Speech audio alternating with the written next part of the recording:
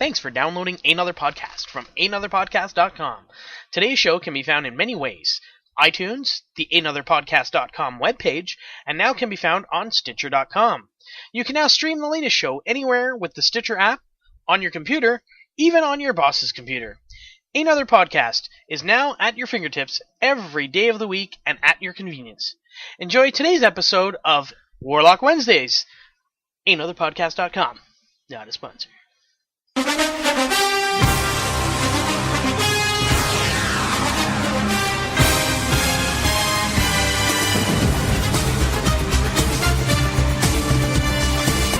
Attention, Sudbury football fans! Do you want to win a trip to Super Bowl 48? I know I do. Let me tell you how you can do that. Joe McDonald Youth Football League is holding a raffle. They are selling tickets to win a trip for the Super Bowl in New York City. That's Super Bowl 48. You can win 2 tickets for you and a friend. You would also get $500 spending money, transportation to and from, that's your flight there and back, plus a hotel stay for 3 nights at a 4-star hotel.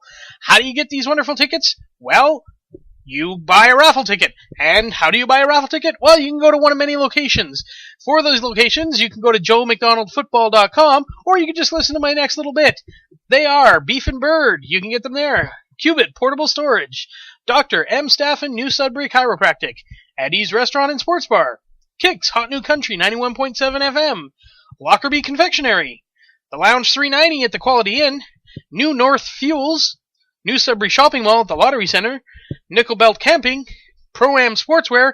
And at the Rainbow Mall at the Lottery Center. And if this is not good enough for you, well, you can place your order by phone. That phone number to call for those raffle tickets? 705-524-2970.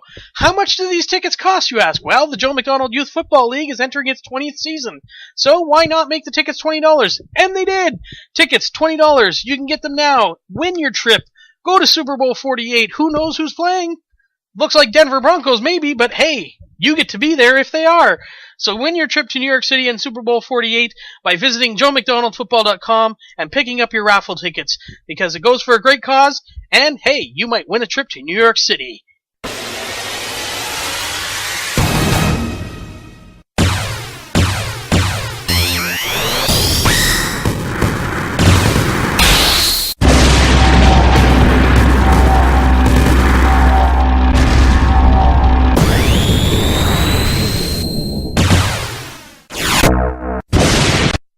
Hello everyone and welcome to another edition of Warlock Wednesdays. This is Wednesday, that means you're listening to the Warlock Hour, and I am your host, Razor. Before we kick things off as we normally do, we are going to start off a little somber, so just 1 second. And now another edition of Tinseltown Stiffs. They will be missed. Yes, sadly, there is some death to report this week, and I know that previous clip is from another show. I hope I don't get in trouble using it, but I felt that this particular person deserved the respect of that clip. And anybody who's worth their weight in geek knows the name Chris Hardwick. Chris Hardwick, of course, is at Nerdist on Twitter, and he's also hosted many different shows for the geek culture, including Nerdist on TV, and more importantly, or more specifically, The Talking Dead, which is, of course, what airs after the episode of The Walking Dead. Well, unfortunately, this past weekend, Chris Hardwick lost his father, longtime bowler and professional bowler, that is, Billy Hardwick. He passed away at the age of 72 this week. He was in the Pro Bowling Association's Hall of Fame. He was a 2-time PBA Player of the Year.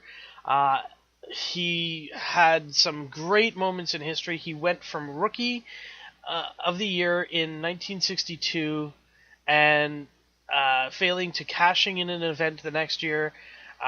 Sorry, he wasn't Rookie of the Year. In his rookie year, he didn't cash in a single event, but he went on to win 4 titles and was Player of the Year the next season. So his second season as a professional bowler saw him win Player of the Year. He's won 18 PBA Tour titles, 3 of which were majors that earned him the PBA's Triple Crown.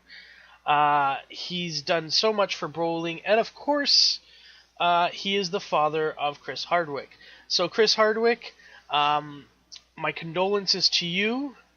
One of the quotes I'm going to use at this time is from Chris himself. My dad was my favorite podcast guest. He was amazingly open and it brought us closer. I am so thankful I have this. And I'm going to link the podcast, the Nerdist podcast, in which Chris Hardwick interviews his father.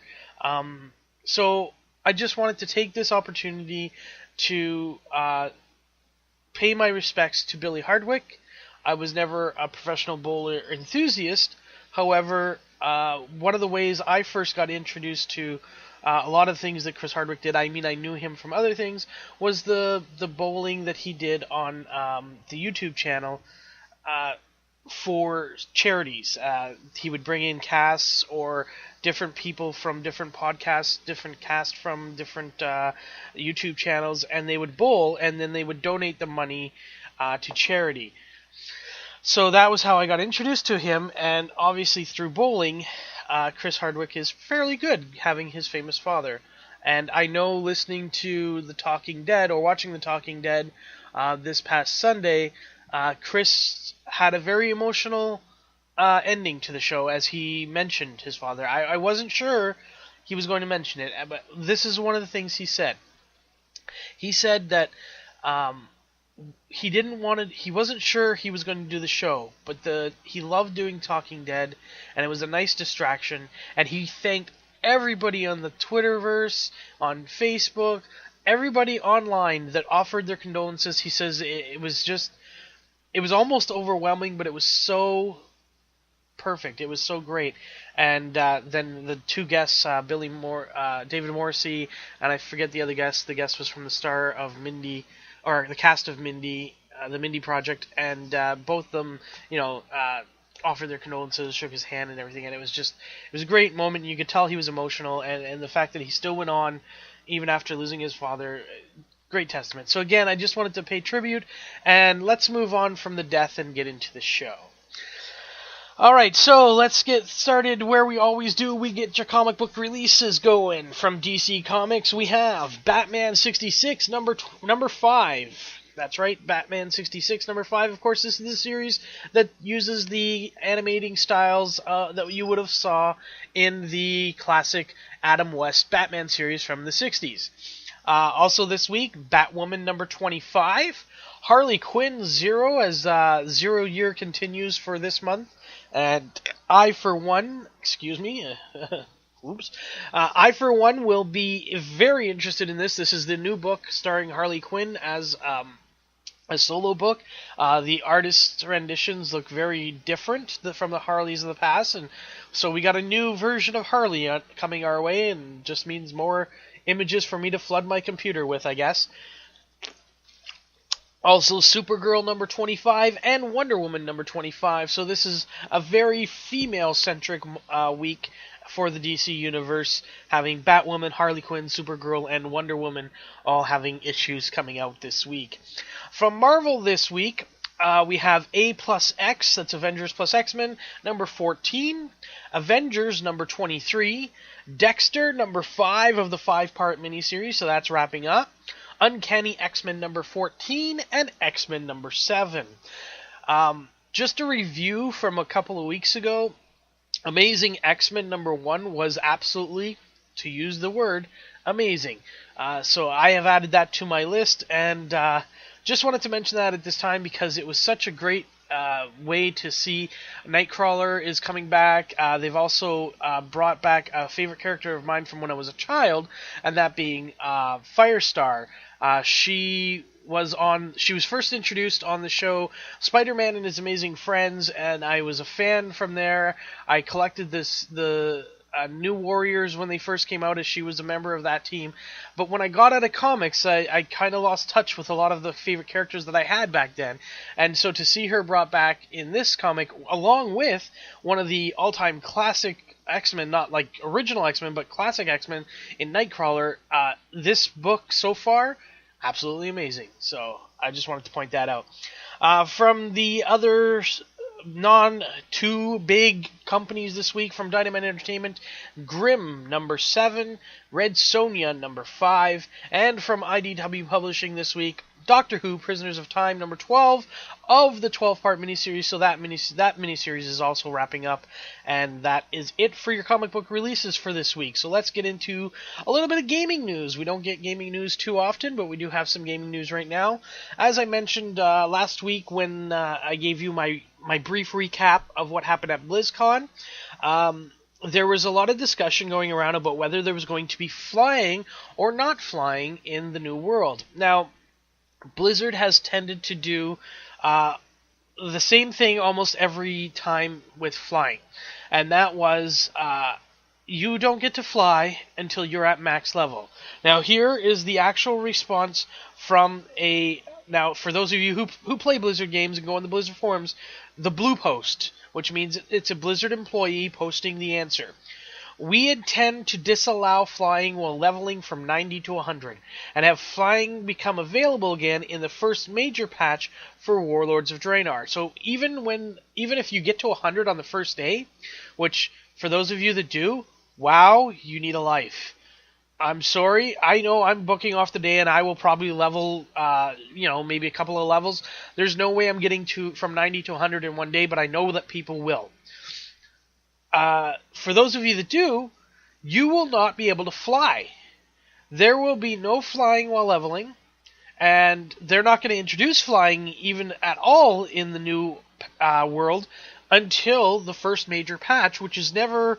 it usually is about a month or two, or sometimes longer, before the first major patch of the expansion. So I'm guessing they're hoping that it'll take you a while to get to 100. Excuse me.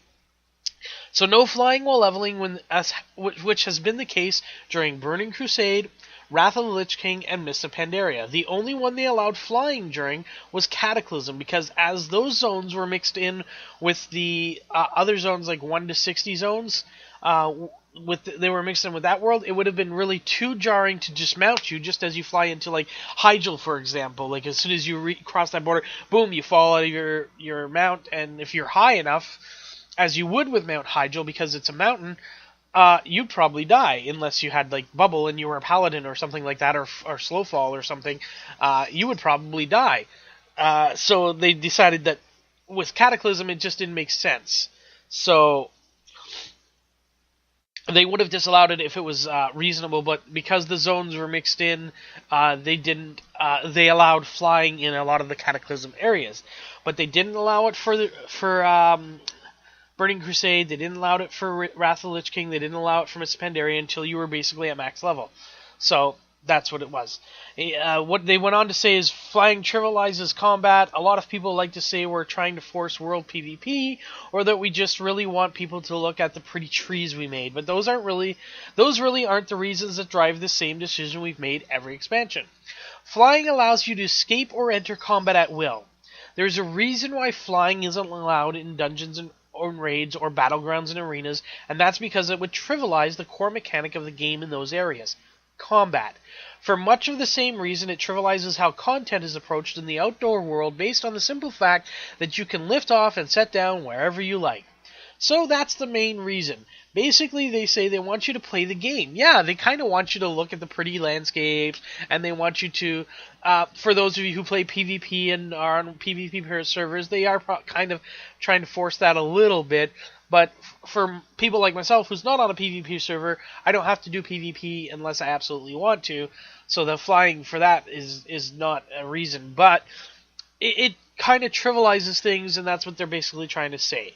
Now, he does go on to say, or whoever, it doesn't say if it's male or female, the Blizzard employee does go on to say, I totally sympathize with people's desire to do that, and referring to flying. They want to be efficient and have it be their choice. But we have to balance our intent to create a game against creating a sandbox where anything goes. There's a happy medium there somewhere, but flying mounts in most cases just do too much to undermine too many of our core intentions with the game world, the basis of the game: combat. or guiding players through a game experience. And for those reasons, we have continually chosen, when we could, to disallow flying mounts in the current outdoor content. In the past, that's meant only while leveling, but in our experiences with the Isle of Thunder and Timeless Isle, we feel we can extend that for a bit longer in the new content, and have it be kind of a big deal again once you're able to earn flying in the first big content patch. In the meantime, putting focus on flight paths as well as having some more interesting travel options for players to use. That makes perfectly good sense. And there is a poster who posted right after it. So wait, if we hit level 100 in Warlords of Draenor before the first major patch, we won't be able to fly at max level until 6.1, that is? Please say it ain't so. And I think that's exactly what it is. So, now it depends on how long they're going to take to put out that patch, and I guess it's going to be determined on the number of level 100s there are. I don't know what they're going to plan on doing, but yeah, that's where it stands right now for those of you interested in the flying in the new world. A little bit of other gaming news before we get into entertainment. As we know, last Friday, November the 15th, PlayStation 4 went on sale in North America, that's the United States and Canada, and after 24 hours it sold more than 1 million units. I don't have the exact number, I could look it up, but I'm not, because I just wanted to point out that PS4 went on sale, and in the first 24 hours has sold over 1 million units, making it a great success so far. PlayStation 4 will debut in Europe and Latin America on November 29th, so that'll be after the Xbox One gets released here in North America. So that's where we're standing right now with the PS4 versus Xbox One. I guarantee you Xbox One will probably sell 1 million units as well. So this isn't going to be close to competition. It's going to be too close to determine who won, and with the announcement that PlayStation 4 has changed some of their things from the announcement at E3, as it regards to sharing games and stuff like that, renting games and stuff, I think PS4 has probably dropped down some people's lists, as that was one of the things that was different between PS4 and Xbox One. So let's get to the movie news, and we're going to start, as we always do in the movie news, with the numbers from this past weekend in the box office. And number one, no surprise, with very little opening, was still Thor: The Dark World, although it dropped quite a bit. Of course, most movies do. After a huge opening, they do drop about 50% or more. In fact, a 50 to 60% drop is usually the norm when a movie opens to more than $50 million. Thor: The Dark World brought in another $36.5 million, bringing its two-week total to $145 million. That's just $25 million shy of its $170 million budget, meaning it will surpass its budget quite soon. And if you factor in worldwide grosses, it is already well above its budget, having brought in already $477 million worldwide, as the foreign markets have already brought in $332 million. Now, the surprise to some, not surprise to others, The Best Man Holiday was second this week. It brought in $30.1 million in its opening weekend. These movies, to me, always seem successful, and it's always a disgrace that my local theater never gets it. It seems my company doesn't believe there is enough the demographic for this kind of movie is not well in this city, and that is just hogwash and bullshit, because I think Best Man Holiday would have done well here, but unfortunately my company doesn't believe it will, so we didn't get it. Number 3 this week flip-flopped with number 3 from last week, as Las Vegas came in at $8.4 million to claim the number 3 spot, while Freebirds falls one spot at $8.1 million to number 4. Number 5 was Jackass Presents Bad Grandpa, bringing in another $7.4 million. Gravity, still holding on to the 6th spot, brought in another $6.1 million. Ender's Game falls to 7th at $6 million. 12 Years a Slave goes to 8th at $4.6 million. Captain Phillips falls to 9th at $4.3 million. And About Time rounds out the top 10 at $3.3 million.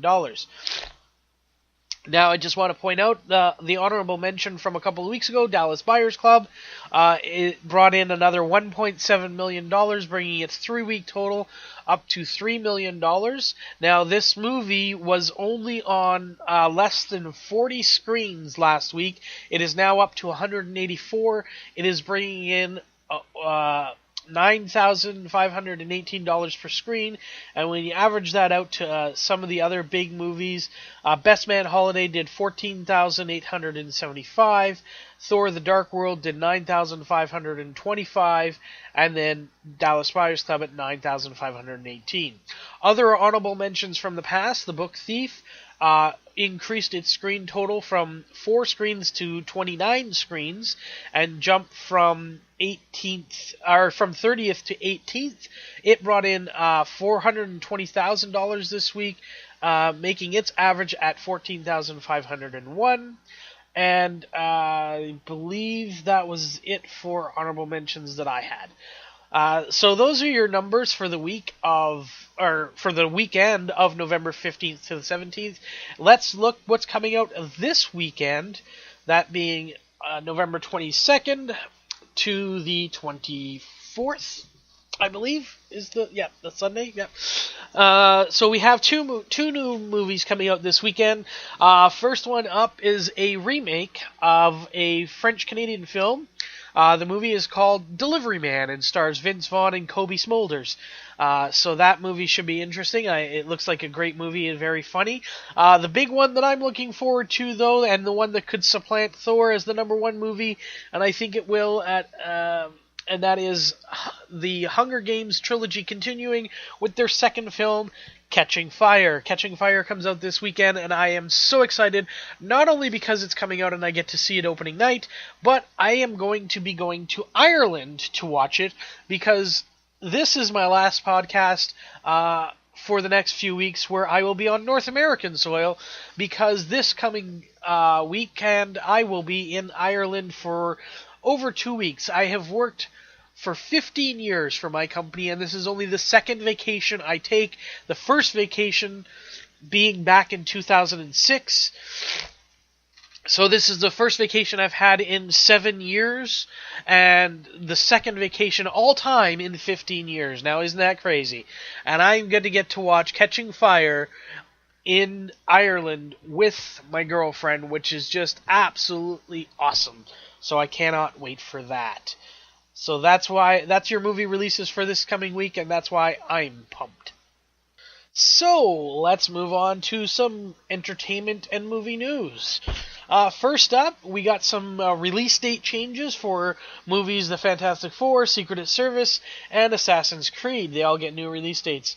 So here we go. Secret Service, which is the director Matthew Vaughn's adaptation of the Mark Millar, Dave Gibbons comic series, was previously set to come out November 14th, 2014. It has now been pushed back to March 6th, 2015, where there currently is no other film scheduled to release on that date. The film is now set for the original release date. The film is now set for release on the original date for the upcoming Fantastic Four reboot, directed by Chronicle helmer Josh Trank, which was, as I said, originally supposed to be March 6, 2015, will now be June 19th, 2015 for the Fantastic Four reboot, so that's been pushed back. And, as if things couldn't get any more mirrored, Fox also announced that the adaptation of Assassin's Creed, starring Michael Fassbender, has been pushed from June 19th, 2015, which is being taken over by Fantastic Four, to August 7th, 2015. So, 3 movies getting pushed back, one of them quite a bit, from November 14th to March 6th. of the following year, from November 14, 2014 to March 6, 2015. Then Fantastic Four left March 6th to go to June 19th, while Assassin's Creed leaves June 19th to go to August 7th. And that is crazy. But sometimes movies aren't going to be ready when you want them to be, or you just want to change up where you're coming out so you're not competing with certain movies. All right. Chris Pratt, who we all know is going to be in the upcoming possibly blockbuster, summer release next summer of the Guardians of the Galaxy. He is also on the show Parks and Recreation. I don't watch it, but I know a lot of people do, so Parks and Rec star. He's also going to be in the aforementioned Delivery Man, which opens this week. And he was in other big movies like Zero Dark 30 and Moneyball. Apparently, it looks like he will also be joining the cast of the Jurassic World. The part is said to be the same one that Josh Brolin recently turned down, where he would be playing the father of, I believe it's Nick Robinson and Ty Simpkins, and he would be joining the cast with Bryce Dallas Howard and Irfan Khan, who played in Life of Pi and The Amazing Spider-Man. Irfan Khan is actually not confirmed yet. He's just rumored as being cast for a supporting role in the film. So now Chris Pratt is up for the role of the father. Mission Impossible 5, for those of you Mission Impossible fans, it now has a release date as well, and it joins the jam-packed 2015 lineup, although it'll be the later 2015 as it's slated for release Christmas Day 2015. So that's December 25th, 2015. For those of you who are James Bond fans, it looks like MGM has ended its battle with the McElroy estate over James Bond characters. The long-running battle between Kevin McElroy and his estate with the MGM and Danjaq, who own the rights to James Bond and related characters, is finally over after 50 years with MGM. MGM was able to acquire the rights to the 007 franchise that had been held by McElroy, who helped come up with the story for Thunderball with creator Ian Fleming. In the process of doing so, McElroy has claimed that he created many of the iconic characters from the world of James Bond, presumably Blofeld and Spectre, who would appear in successive movies following that. Now, the lawsuits started flying in 1961 when McElroy sued Fleming and received partial copyright to Thunderball, which allowed him to remake it with Sean Connery in 1983 under the title Never Say Never Again.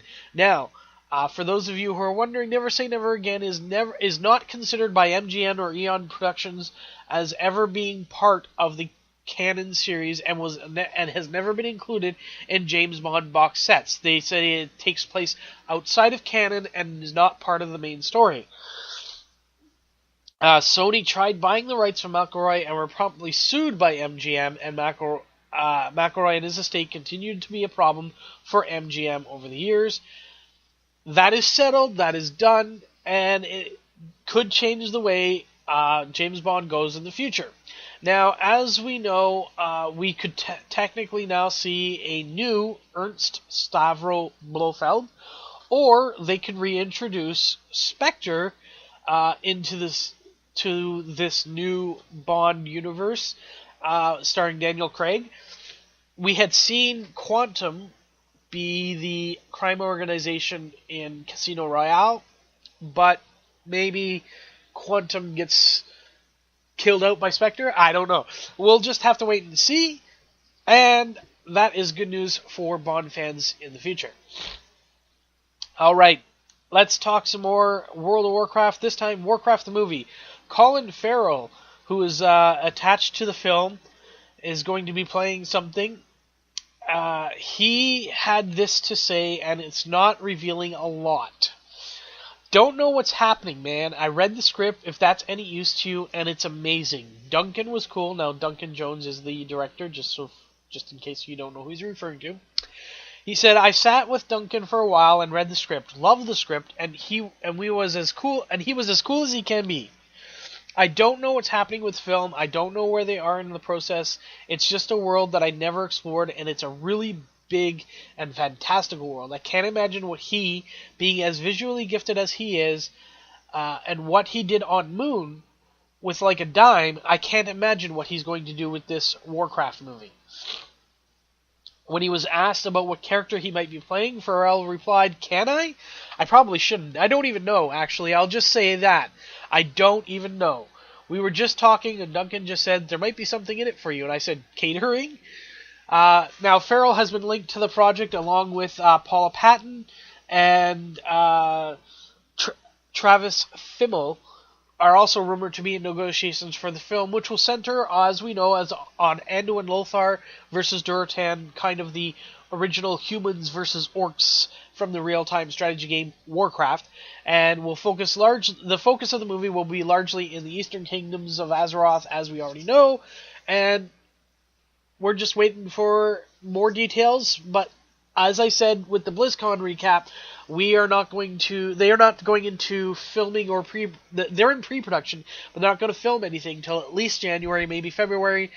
This movie is also in the 2015 lineup. December 18th, 2015 is when Warcraft comes out. Are you ready for it to be A Wonderful Life again?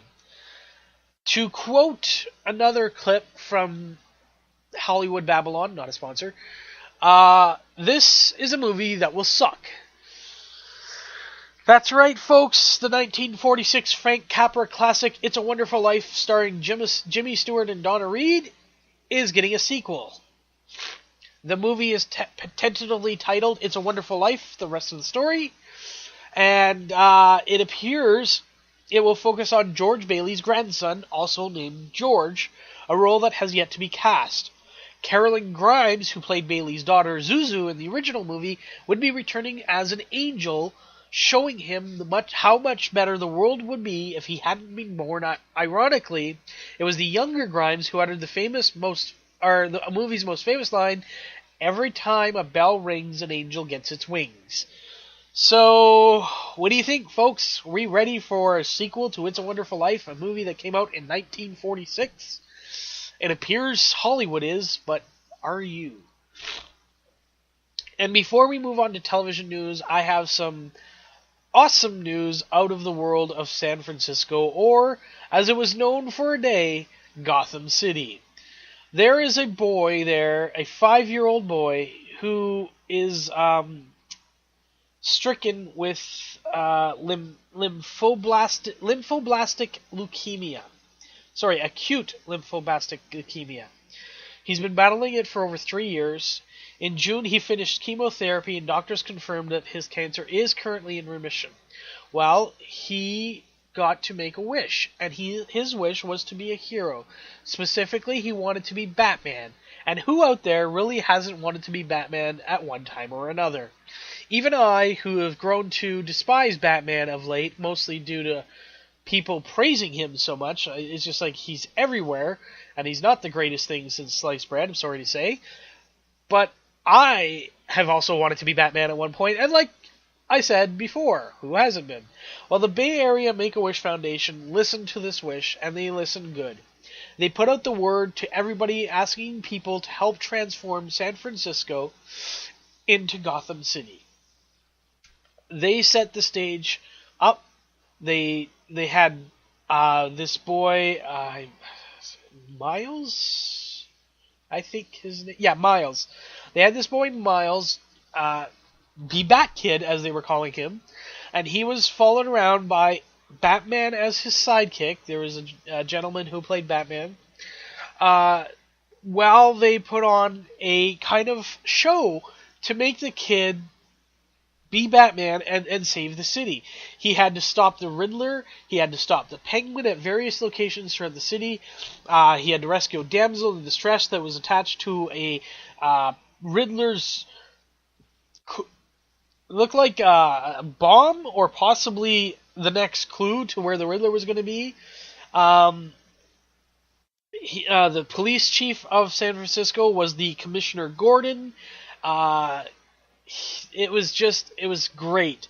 And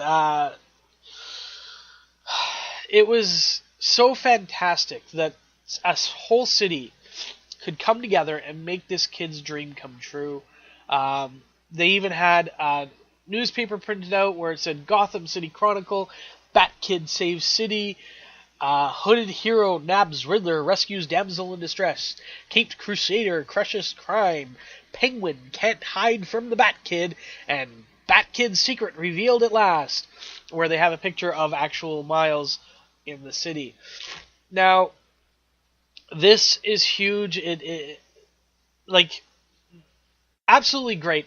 And then, not to top it all off, the police chief gave Miles the key to the city, a symbolic gesture, and it was just great for this kid who's gone through so much in his 5 short years of life, battling acute lymphoblastic leukemia for over 3 years of that 5 years, and to get his wish solved, and absolutely fantastic that the city would do this. And I don't have any great links. I found one video. I didn't have time to search for it, but just go on YouTube, not a sponsor, and search for Batkid or San Francisco Batkid, and I'm sure you'll find lots of video. The only video I found was kind of rude because the person recording it kept getting blocked out by other people, and he was being very rude about it. Oh, they can move it. So I'm not going to link that because that was just wrong. But yeah, so there's a lot of information out there, or a lot of videos out there that other people were taking. It was just a fantastic job that they did for this child. Awesome. Just wanted to point that out. Alright, let's move on to TV news, or sort of, in this case, Netflix news. As was announced previously on this show, Netflix and Disney have come to an agreement to show 4 shows, or take 4 characters and create 13-episode miniseries out of each character that will lead to a Defenders miniseries. Now, these 4 characters are Daredevil, Jessica Jones, Iron Fist, and Luke Cage. I almost forgot. Now, it looks like we have some news on this. It is being reported that it is confirmed that Lost writer and producer and the Cabin in the Woods co-writer and director Drew Goddard is in final negotiations to write and serve as the showrunner for the 13-episode Daredevil series. So this would be the first series that's already got somebody signed on, and the second series now has a name attached to it. Jessica Jones has the name Melissa Rosenberg attached to it. Now, unfortunately, she was one of the screenwriters for Twilight. I'm not going to hold that too much against her, because, she was just adapting a shitty book as best as she could. She is the writer and executive producer for Jessica Jones, and doing the 13-episode series for that. And now, for those of you who are in the know, so to speak, if the name sounds familiar, Rosenberg was previously attached to AKA Jessica Jones, which was about 3 years ago a one-time hour-long drama that was in development for ABC. Now, apparently ABC still wants to try and make that at some point, but in its move to Netflix, they are still going to go forward with or without Rosenberg. So we'll see what happens with AKA Jessica Jones, but the Jessica Jones Netflix series is going to be the writer and executive producer of Melissa Rosenberg will be the executive producer and writer of the Jessica Jones series on Netflix, where Drew Goddard will be the showrunner for the Daredevil series. Now, for those of you who are also in the know, Goddard has been linked to Joss Whedon. So, could it be that the Marvel Studios Cinematic Universe guru, Joss Whedon, isn't too far from this deal? Even though he hasn't been mentioned in the announcement, I would say that his hands will be his eyes will be overseeing the whole operation. I think Disney and Marvel are basically trying to lock this guy up for as long as they can, because he is just fantastic and he's doing such a great job with everything that's been done so far. Alright, moving on. Another television announcement. The From Dusk Till Dawn, the series, got some casting news. It will feature Robert Patrick, from those of you who don't know, he played in Terminator 2 Judgment Day and X-Files. He's also been seen recently on True Blood. He will be playing Jacob Fuller. Madison Davenport from Save Me and Shameless will be playing Kate Fuller. Brandon Suhu from Tropic Thunder and Ender's Game will be Scott Fuller. And Eliza Gonzalez from a Spanish film that I can't pronounce will be playing Santanico Pandemonium. The 10-episode serialized drama will serve as the first original scripted series to air on the new genre-busting cable network, El Rey Network, and will debut nationally in December, which will debut nationally in December 2013. So that's this coming year. From Dusk Till Dawn, the series is, of course, a supernatural crime saga centered around bank robber Seth Gecko and his violent, unpredictable brother Richard Richie Gecko. So we'll have to see what happens with that series. Casting news, I like Robert Patrick, don't really know the other people involved, so can't mention too much about that. All I know is Robert Rodriguez is involved, and that's always a good thing. As I've mentioned before, and said it will suck, I am going to say it again, this will suck, but it has been confirmed. CBS has ordered a pilot for How I Met Your Dad, which is going to be a spin-off of How I Met Your Mother. Now, the show will center on an all-new female lead and her own group of friends, and contrary to previous reports, the lead character will not be introduced in the final episodes of How I Met Your Mother.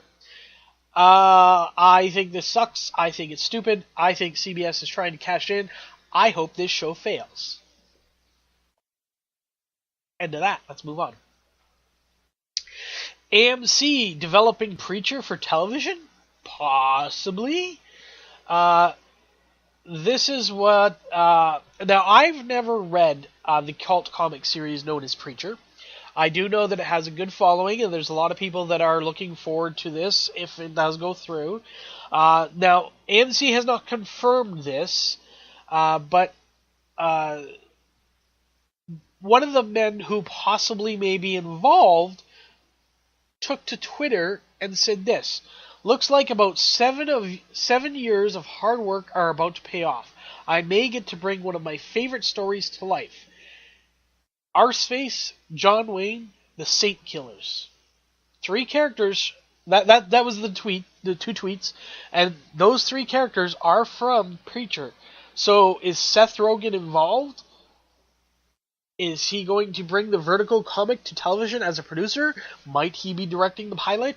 Who knows? This is all rumor at this point, but it appears that Preacher is something that people want to see and is possibly coming to AMC. Let's move on. I have 2 more pieces of news that I want to bring your way. As was mentioned before the Arrow premiere, CW had planned initially to introduce the character of the Flash in what they were calling a backdoor pilot. They were going to have Barry Allen in episodes 8 and 9, which are coming up, folks. Not tonight. Like, I know you're listening to this on Wednesday. Well, I hope you're listening to this on Wednesday, the 20th of November. But next week, the 27th, I believe, or possibly even in December. I'm not sure if they're going to take a week off or anything, but in 2 episodes, we are going to see Barry Allen for the first time. Then he will be doing 2 episodes. He will be in episodes 8 and 9. And then they were supposed to do a origin story in episode 20, where we would actually get to see the Flash. Well, the test audiences and the studio that's doing this show have liked Grant Justin, who's playing Barry Allen, aka the Flash. They've liked him so much that they are actually going to write a full-fledged pilot for his new series. They are no longer going to do a backdoor pilot. So for those of you who are interested and couldn't wait till episode 20 to see the backdoor pilot of The Flash, yeah, well, you're going to have to wait. The speculation is that there is a way outside chance that there may be a time where they may want to use Stephen Amell's Arrow in the movie universe. And they are not sure 100% how the Flash will be received by the general public. And by introducing the Flash in his own series, they can kind of keep him away from Arrow if Arrow gets picked up and Flash does not. I think this is all bullshit. I think DC has no idea what it's doing with its franchises sometimes. More importantly, not DC. More importantly, Warner Brothers has no idea what they're doing. I don't know. Like, don't get me wrong. I love Arrow. I think it's a great show. Great superhero show. It's awesome. Flash is going to be great. Or it looks like it could be great. The thing is, they make stupid decisions at Warner Brothers all the time. And I don't care whether you agree with me or you don't. Warner Brothers has made some really stupid decisions, and this could be one of them. We'll just have to wait and see where it goes from there. Now, last bit of news, and I kind of wanted to link this into Batkid, but I wanted to leave it at the end because there's more than just Batkid. First of all, Christian Bale was asked about Batkid, and he said this: I think it's great. It's a great day for the little guy. I just think Make-A-Wish in San Francisco did such an amazing thing to organize that. You just think of the delight in that little fella's heart running around doing that. Then also, as someone who has played Batman, it is great to see the symbol of Batman is so much bigger than any one person, than any film, than any comic book, than any TV series. That's really what it's all about. It's irrelevant which actor is playing it. We're irrelevant in that sense. But for little Miles to have such a great day is just a delight. And then, of course, he was asked about Batman, the new Batman, Ben Affleck. And he had this to say: I wish him all the best. He's a very experienced actor and filmmaker, and he'll make it his own. Our thing's finished. We've always declared it was finished. Get that, people out there, specifically? You know who I'm talking to? We've always declared it was finished, and it should be passed on to another actor, and it will be again after Ben. The only thing I said to Ben was this. I said, make sure he can take a piss without anyone having to help him, because it's a little bit humiliating, at least what I went through, when you have to have someone help you out of the costume. That was my main piece of advice for him. So that was the only advice that he had for Ben Affleck. Make sure you have a bathroom escape plan. So, yeah... For those of you who kept wanting Christian Bale to come back, you knew he wasn't, and you still did all this hemming and hawing that he was going to be back. No, he was never coming back. They announced it. He even said it. Every time I mention something, people go, well, this person said this, and so that's solid. Well, you know what? Christian Bale said he was never going to do it again after he did The Dark Knight Rises. Yet nobody seemed to believe him, because when Batman was being recast, it was like, oh, Christian Bale, Christian Bale, Christian Bale, Christian Bale.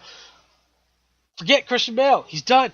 That series is over, and that doesn't even have any bearing on the new cinematic universe of DC, which, I mean, if they have a cinematic universe, who knows? Because, you know, every time I see more announcements and more calls for cast and rumors and everything about Man of Steel 2, specifically it being called Batman vs. Superman, which is just hogwash and bullshit, it's terrible. Every time there's more, it gets worse. And you know what? Ben Affleck is the best part of that movie right now. Best part is Ben Affleck. How sad is that? Not that Ben Affleck's bad. I think Ben Affleck's going to do a great job. But the fact that everything else that's keep getting announced, it's just crazy. It makes it worse and worse every time I hear more news about it. So, Man of Steel 2, we'll just have to wait and see. Hopefully, half these rumors are I would say about 90% of these rumors are wrong, so that this movie isn't just an overcrowded piece of crap like Spider-Man 3 was. And I'm not blaming Sam Raimi for that, I'm blaming Sony Pictures for that. So if this is a crowded piece of crap, I will blame Warner Brothers more than I'll blame Zack Snyder, even though I have liked some of Zack Snyder's work, and yet I didn't really take to Man of Steel that much. I mean, I enjoyed the movie, it was entertaining, but just way too many flaws for me, way too many things that were wrong with that movie, in my opinion. That is it for the entertainment news, so we're going to take a break, and we'll be back with sports in just a little bit. Hi, I'm Rob Succhetto, and you're listening to Ehnother Podcast.com.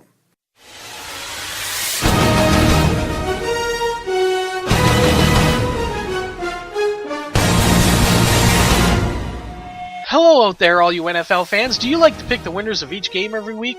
Well, guess what? So do I. Right now, you're listening to the Warlock Hour here on Warlock Wednesdays. We're about to go into sports, but before we do, I just want to tell you that every Thursday you can listen to Warlock Hour Presents NFL Pick'em. That's right, me and a few friends sit down and we pick the winners of each game every week.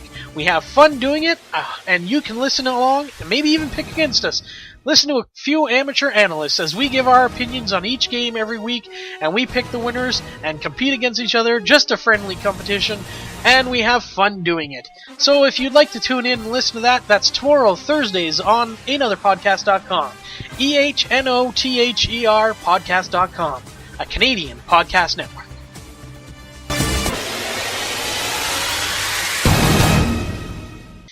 And we're back with sports, and we're going to start off in the NFL, and wow, boy, do we have a doozy.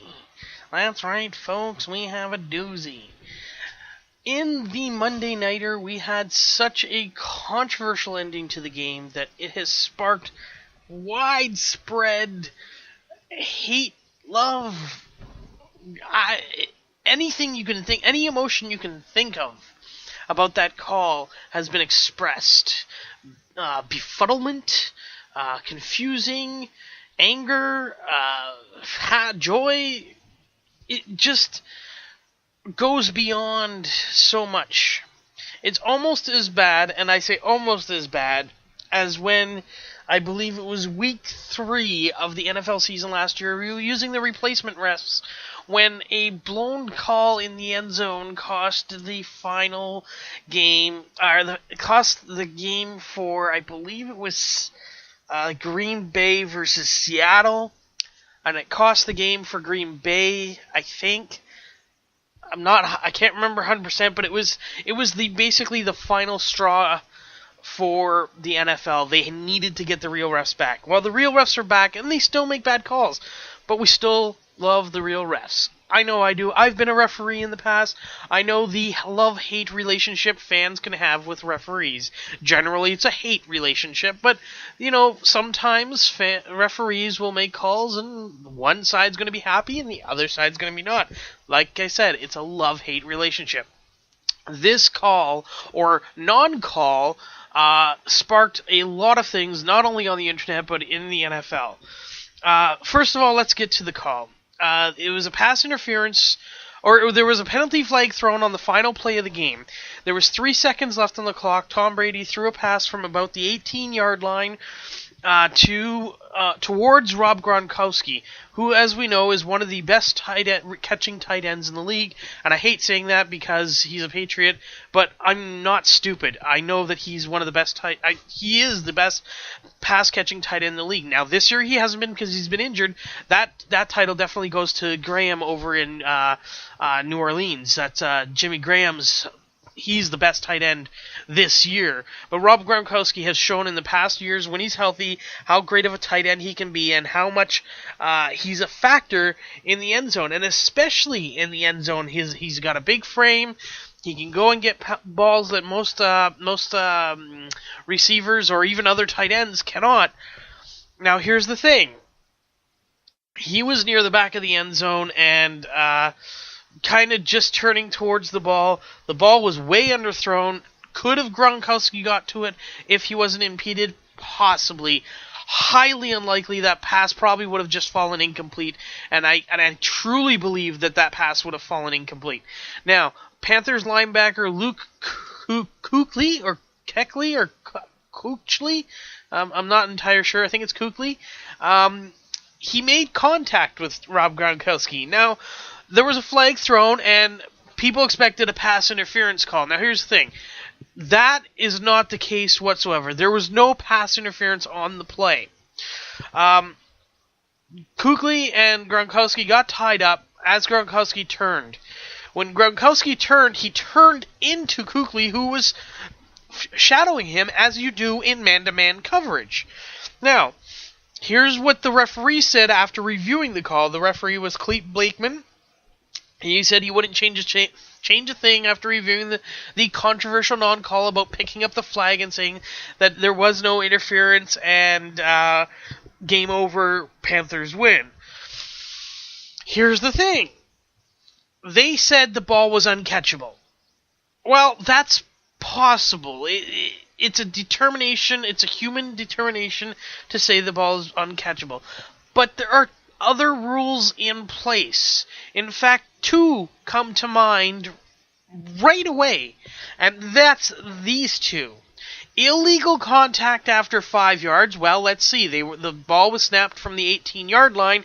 They were in the end zone, quite away from being 5 yards. That penalty would have resulted in a 5-yard penalty and a first down from the 13-yard line. And because there was no time on the clock, Brady would get one free play, no time, because it was a game cannot end on a defensive penalty. He would have had one more shot from the 13-yard line. Now, would he have made that shot? We will never know. It's possible he does. It's also possible he doesn't. Second call that could have been made is the defensive holding, because obviously he was holding Gronkowski, and that could have been called. Again, it's a 5-yard penalty and automatic first down. Again, an untimed play from the 13-yard line. However, that was with 3 seconds left in the game. The Patriots had 59 minutes and 57 seconds in order to change the outcome of this game. Yes, it sucks that the game ended on this play. But at the same time, this is not the reason why the Patriots lost. The Patriots lost because they couldn't beat the Panthers. They were losing that game most of the way. They only took the lead late, but then Carolina came back and took it and kept it at 24-20. The Panthers are playing great football right now. I've said all year the Patriots have not been the Patriots at all of old, and their record does not reflect the way they've played. They've played like shit and have come in and gotten lucky games. Now, let's think back to the New Orleans Saints game. A call that was made that was wrong helped the Patriots win that game.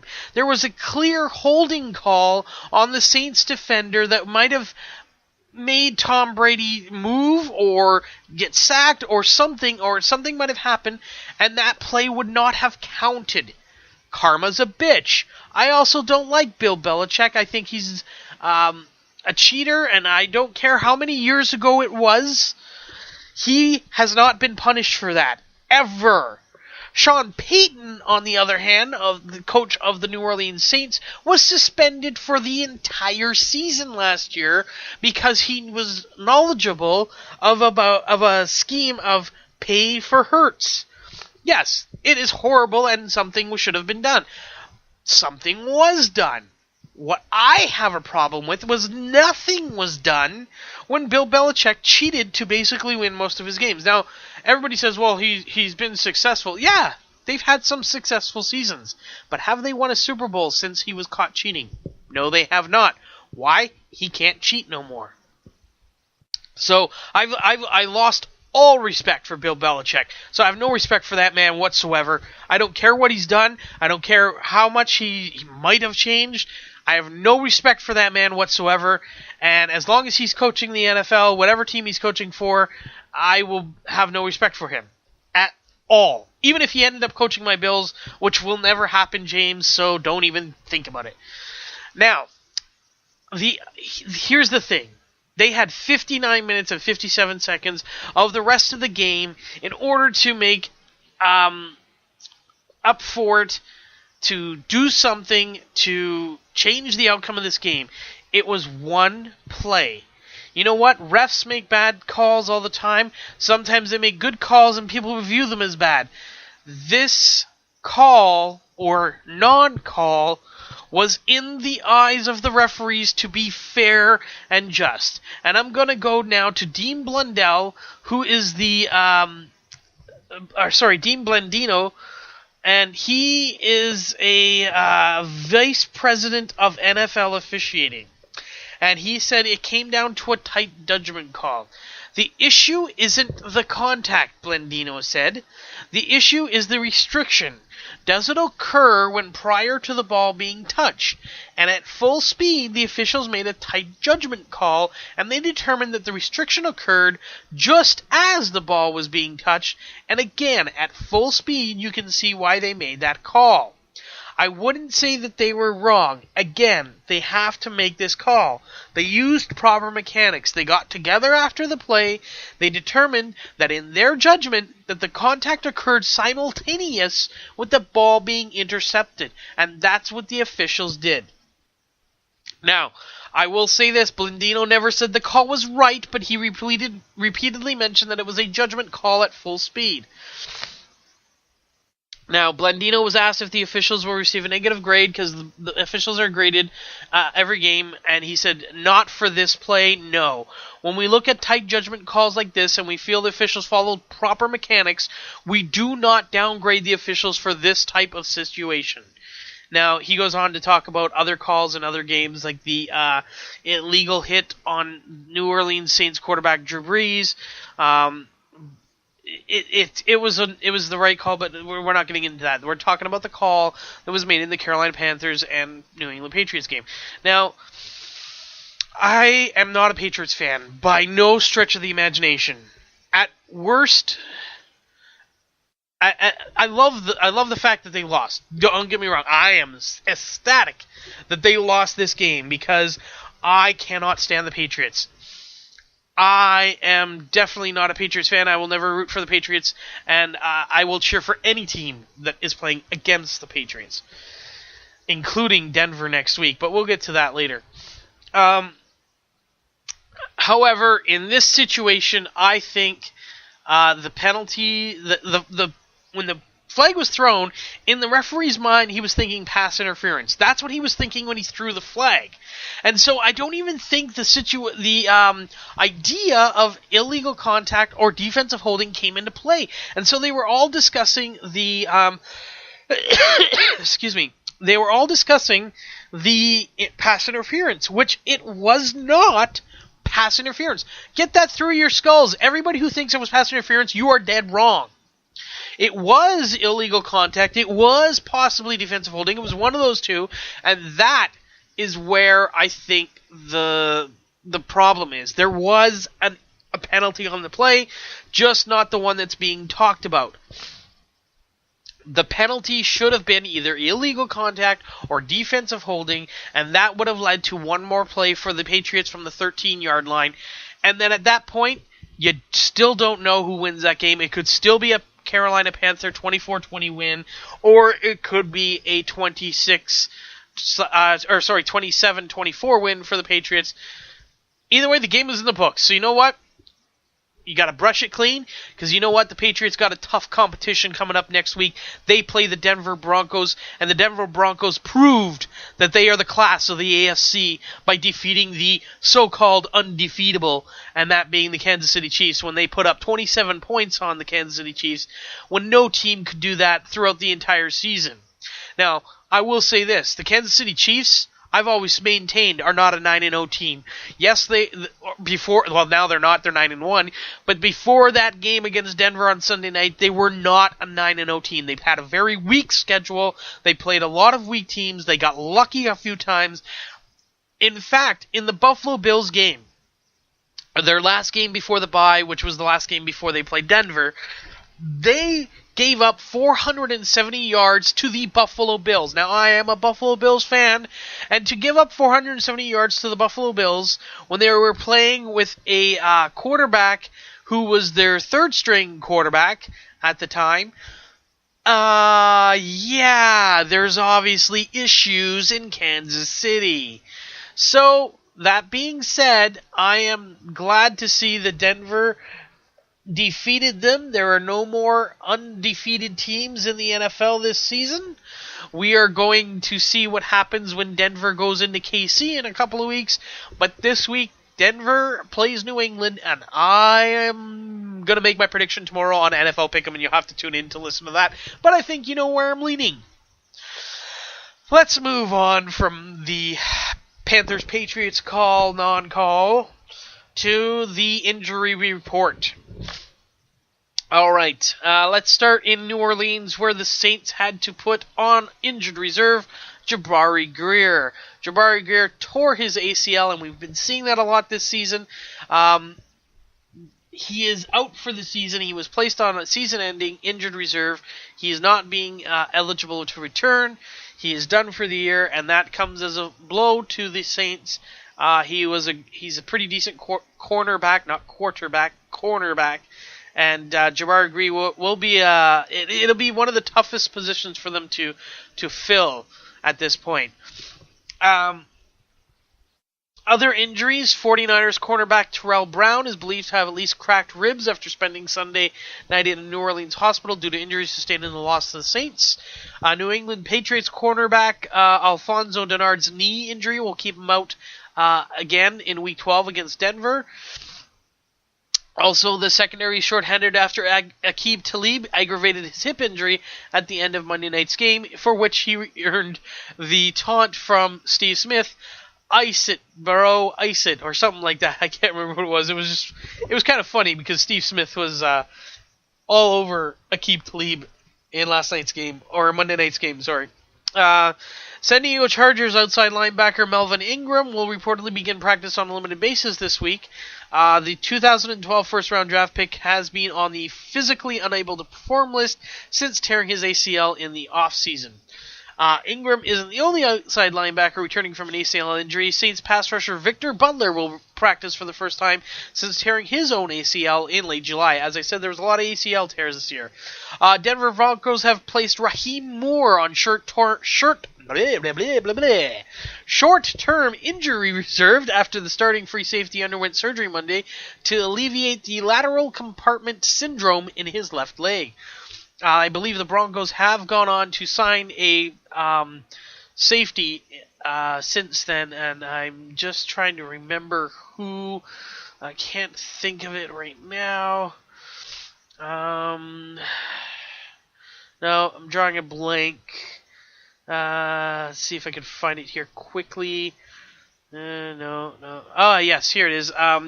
Michael Huff, formerly of the Ravens, will be joining the Broncos. The Ravens waived him, and he will be joining the Broncos to help replace that injury for the Broncos.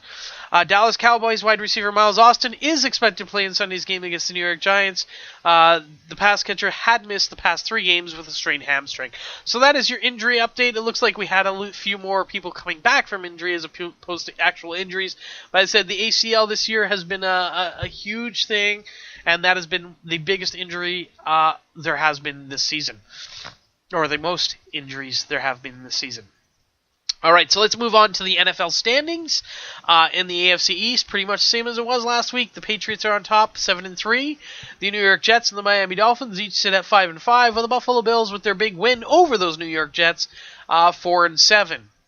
In the AFC North, the Cincinnati Bengals are at 7-4.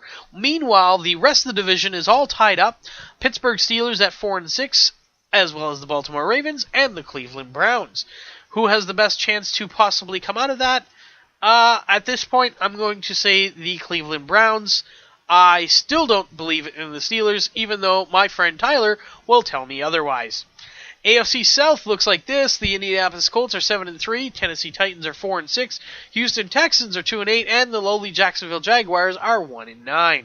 In the AFC West, we have 2 9-1 teams, with the Broncos being on top as a result of their huge win over Kansas City this week. Kansas City Chiefs are obviously second, as both teams are 9-1. Meanwhile, at the bottom of the division, Oakland Raiders and San Diego Chargers both sit at 4-6.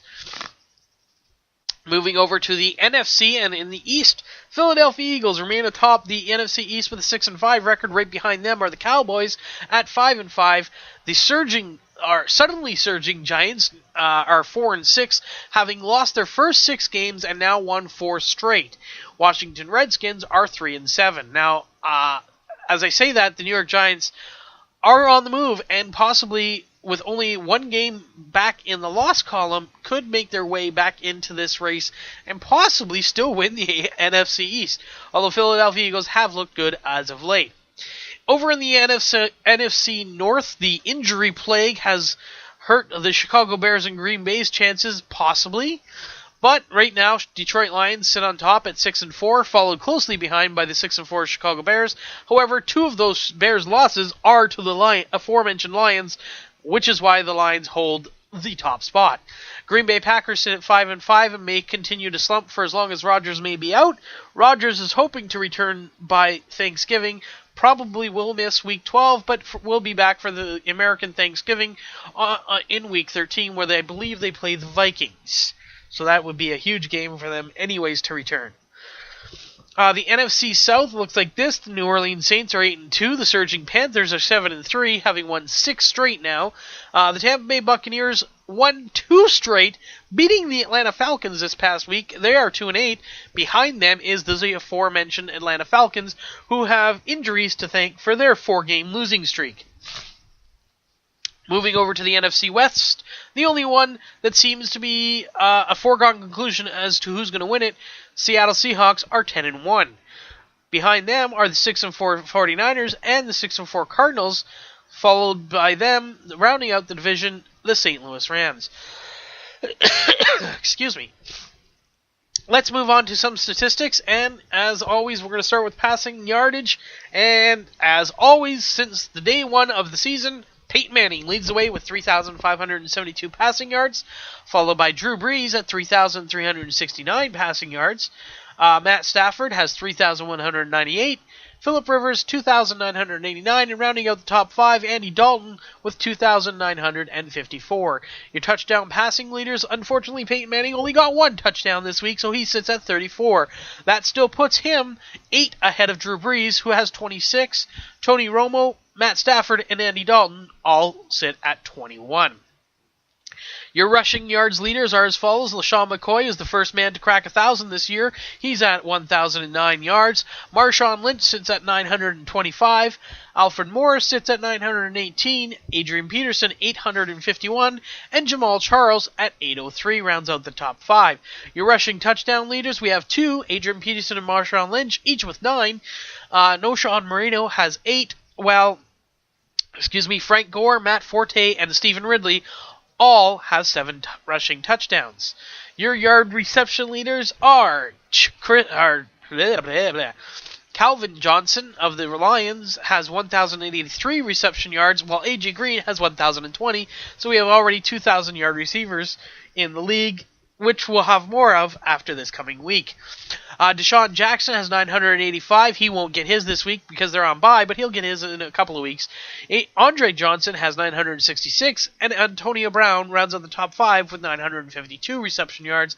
And your touchdown reception leaders, of course, is Calvin Johnson with 11, and then tied for second, 2 tight ends, I might add, Jimmy Graham of the Saints and Julius Thomas of the Denver Broncos, each with 10. Rounding out the top 5, Wes Welker and Demaryius Thomas, also of those aforementioned Broncos, each have 9. Moving on to the defensive side of the ball, your solo tackle leader is Carlos Dansby. He has 80 tackles. Followed by Vontaze Burfict of Cincinnati with 77, D'Amico Ryans of Philadelphia with 76, Navario Bowman of the 49ers with 75, rounding out the top 5, Paul Puslesny, former Buffalo Bill, current Jacksonville Jaguar, 68 tackles. Your sack leaders are as follows. Robert Mathis is up to 13.5 sacks, Robert Quinn has 12, Mario Williams and Justin Houston each have 11, and Chandler Jones has 9.5. Your interception leaders currently are DeAndre Levy with 5, Altron Werner with 5, and then a slew of people with 4. So much so, we'll go through them anyways. Let's see if I can get through them pretty quick. Brandon Boykin, Dimitri Patterson, Kiko Alonso, Earl Thomas, Tremaine Brock, Sean Lee, Antrell Roll, Richard Sherman, and Aqib Talib, all with 4 interceptions. Those are your NFL statistics. That is your NFL wrap-up. Let's get on to some hockey. As always with hockey, we like to start with the 3 stars. And your 3 stars for the last week are, first star, former Toronto Maple Leaf Ben Scrivens, current goaltender for the Los Angeles Kings. Due to the injury to Jonathan Quick, he has had to step up, and he relieved Jonathan Quick in the final for overtime, serving as the goaltender of record in a 3-2 shootout loss to Buffalo. So he had an overtime loss. However, then he went on to start the next 3 games, posting a 3-2 win over the Islanders, and then 2 shutouts, 1 over the Devils and 1 over the Rangers, for a 3-0-1 record with a .66 goals against average and a .977 save percentage. Holy smacks, where was that when he was in Toronto? Anyways, moving on to your second star, Tyler Seguin of the Dallas Stars. He tied for the first with 7 points last week, leading the Stars to 3 straight victories. He scored the insurance marker in a 3-0 win over the Edmonton Oilers. They defeated the Calgary Flames 7-3 and also beat Vancouver 2-1. And your third star, a second goalie, makes the list this week. Josh Harding of the Minnesota Wild. He posted a 3-0 record with a 1.38 goals against average and a .939 save percentage. He had wins over the Maple Leafs 2-1. 3-2 victory over the Florida Panthers, and then a 2-1 victory over the Winnipeg Jets, and that extended his home ice winning streak to 10 games. So those are your 3 stars for last week. That's the week ending November 17th. Also, some news out of the NHL. First of all, the Panthers have decided to dedicate the press box to Roger Neilson. The Florida Panthers will honor one of the NHL's most respected and innovative coaches on this past Monday. They actually did this with the unveiling of the Roger Neilson Memorial Press Box. Nielsen, who died from cancer at the age of 69 on June 21st, 2003, was named the first coach of the Panthers on June 2nd, 1993. The dedication took place at noon. The Panthers played the Philadelphia Flyers that night, which was another team that was coached by Roger Neilson. This is a great thing. Neilson has coached the, his coaching line is this. From 77 to 78, he coached the Maple Leafs. From 79 to 81, he coached the Sabres from the Vancouver Canucks. Or from there, he went to the Vancouver Canucks from 82 to 83. 83 and 84, he was with the Kings. 84 to 87, he was with the Blackhawks. 89 to 93 with the Rangers. And then, of course, 93 to 95 or 96, I can't remember, he was with the Florida Panthers. From 97 to 2000, he was with the Flyers, and then 2 games for the Ottawa Senators in April of 2002. Those final 2 games, by the way, with the Senators made it 1,000 regular season games, and he finished with a record of 460 wins, 378 losses, and 162 ties or overtime losses. I'm not sure how that exactly works. He has reached the Stanley Cup playoffs 11 times. He was obviously a great ambassador for hockey. He had Rogers House, which helped sick children being able to come see games, and he raised money for their organizations. Just a great, great man, and this couldn't have happened to a nicer guy. Also announced by the NHL this week, as we know, we have the Winter Classic. Well, the Winter Classic has a series attached to it called HBO 24/7, where they follow the 2 teams involved in the Winter Classic, which is this year the Detroit Red Wings and the Toronto Maple Leafs. Now, also announced by the NHL earlier this year, there was going to be 6 games in 5 different cities that were going to be played outside. And now, linking those games is going to be another television series called NHL Revealed, a season like no other. It's a hour-long 7-episode series on NBC Sports Network in the U.S. and CBC network in Canada that will follow 9 teams in the NHL's what they're calling Stadium Series. The New York Rangers, the New Jersey Devils, the New York Islanders, the Chicago Blackhawks, the Pittsburgh Penguins, the Anaheim Ducks, Los Angeles Kings, Vancouver Canucks, and the Ottawa Senators. This will follow them for these games. Now, what this show is being touted as is basically HBO 24/7, but with a PG rating. So don't expect all the antics you've seen or heard of from NHL 24/7 HBO 24/7 to show up in this new series. It's going to be definitely more kid-friendly, I'm guessing. So that's the way that's standing. Speaking of standings, let's move on to the NHL standings. In the Eastern Division, or in the Eastern Conference Atlantic Division, we have Boston leading the way with 29 points, followed by Tampa Bay with 28 points, and right behind them, the Toronto Maple Leafs with 27 points. In the Metropolitan Division, Pittsburgh leads the way there with 26 points. Washington follows them with 25, and then the Rangers sit at 20 points. Your current 2 wild cards are the Detroit Red Wings with 25 points and the Montreal Canadiens with 24 points. Moving over to the Western Conference in the Central Division, the Chicago Blackhawks lead the way with 32 points, followed closely by St. Louis with 31 points, and then the Colorado Avalanche with 30 points. In the Pacific Division, it is the Anaheim Ducks leading the way with 32 points, while San Jose and Phoenix each sit at 31. Your current 2 wild cards, the Minnesota Wild, 30 points, and the Los Angeles Kings with 29 points. Let's look at some statistics for the NHL. Your points leader currently is a tie between Alexander Steen with 26 points and Sidney Crybaby Crosby, also with 26 points. Following them are John Tavares with 25 points, Alexander Ovechkin with 24 points, and also Corey Perry with 24 points. Your goals leader is another tie, this one between Alexander Steen with 17 goals and Alexander Ovechkin also with 17 goals. The injured Steven Stamkos is third with 14 goals, while Corey Perry and Tyler Seguin each sit at 12 goals. Your assist leader is Joe Thornton from the San Jose Sharks with 20 assists. Following him is Nick Backstrom of the Washington Capitals with 19, then Henrik Sedin of the Canucks with 18, followed by Evgeny Malkin with 17, and Sidney Crybaby Crosby with 16. Your goaltending statistics are as follows. Oh, wait, I'm missing one. Plus minus. Yes, here we go. Plus minus. There we go. Dustin Penner leading the way there with plus 16. Following him is a teammate, Francois Beauchemin, 15. What's his name? Jan Heda? No, that's not it. It is Jan Heda, isn't it? Heda? Not sure. He plays for Colorado. I'm pretty sure my friend Zach would know, but I think it's Jan Hede. He's a plus 14. Ryan Getzlaff is 13, and Eric Johnson also has plus 13. Now let's move to the goaltending stats. The aforementioned number 1 star, Ben Scrivens, leads the way with the goals against average of 1.24. Following him is Josh Harding, your number 3 star from last week, 1.38. Then rounding out the top 5, Tuukka Rask, 1.67. Frederick Anderson, 1.66, and Martin Brodeur at 1.98.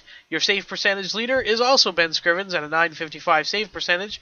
Following him is Tuukka Rask at .946, Frederick Anderson at .943, James Reimer at .942, and Josh Harding at .941. Your wins leader is Ben Bishop with 13. Also tied with him is Corey Crawford with 13 wins. Following that is Josh Harding, Tuukka Rask, and Marc-Andre Fleury, all with 12 wins. Your current shutout leader is Ben Scrivens, who has 3 shutouts on the young season. And then we have a slew of people with 2. Let's get through them quickly. Josh Harding, Tuukka Rask, Antti Niemi, Roberto Luongo, Martin Brodeur, Henrik Lundqvist, and Jean-Sebastien Giguère, or J.S. Giguère, as he's known to his friends. I'm not his friend, but I still call him JS. And that is your NHL wrap-up. That is sports for this week. I hope you enjoyed the show. Oh, wait! That is not sports for this week. I have one more bit of sports to go through, and that is, of course, the upcoming WWE pay-per-view Survivor Series. So let's get to that in just 1 second there while I check on some predictions.